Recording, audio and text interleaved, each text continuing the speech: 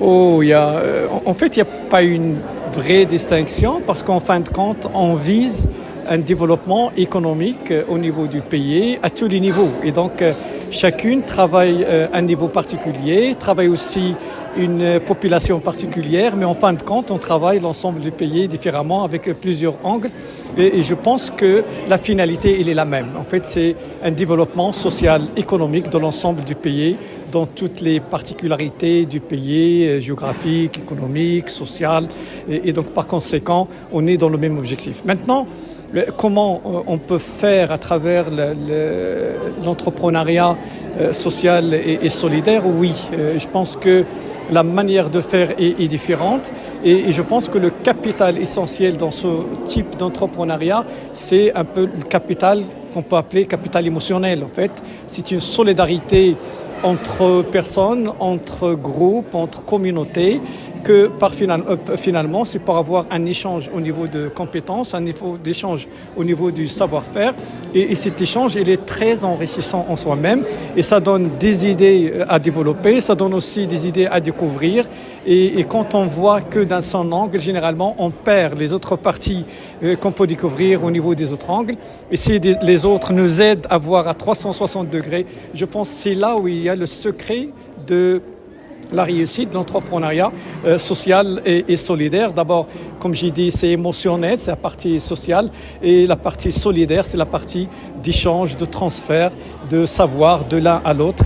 Et je trouve que ça, c'est très important. Et là, on se recoupe avec la mission de l'université en elle-même, parce qu'on est dans le transfert de savoir avec beaucoup de solidarité.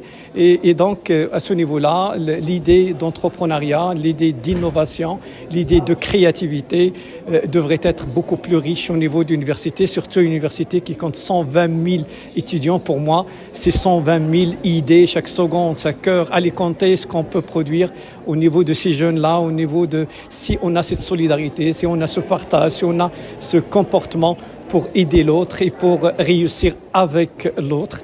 Et je pense qu'on est entouré aussi par une composante enseignant qui est très dynamique et qui cherche à faire le mieux possible, à encadrer. Donc, ils sont encadrés par 1800 enseignants.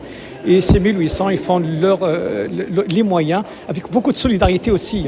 Donc, il y a le côté solidaire, social, et avec beaucoup d'innovation, beaucoup d'entrepreneuriat à l'intérieur de l'enseignement, à l'intérieur de la façon d'enseigner, à l'intérieur de manière d'enseigner, à l'intérieur aussi de support qu'on porte à nos étudiants pour les avoir, sans oublier la partie recherche, développement, recherche-action qu'on mène au laboratoire, qu'on mène au niveau des centres et que les idées aussi innovantes, on les accompagne en termes d'entrepreneuriat dans une cité d'innovation la plus grande à l'échelle du Maroc.